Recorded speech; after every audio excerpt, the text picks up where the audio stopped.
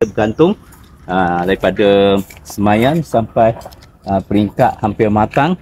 Kita hanya bergantung pada baja organik keluaran Perkhidmatan Agro Pintar, baja plus lalat askar hitam dan new serbuk itu. Jadi kita mengamalkan seminggu atau seminggu sekali 2 kali kita tabur dengan flush dan disusuli dengan kita spray.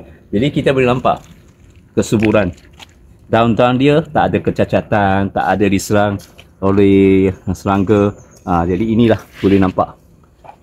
Inilah. Jadi dalam itu memang hitam-hitam semua sebiji-sebiji. Jadi ini adalah bijian hitam organik asli.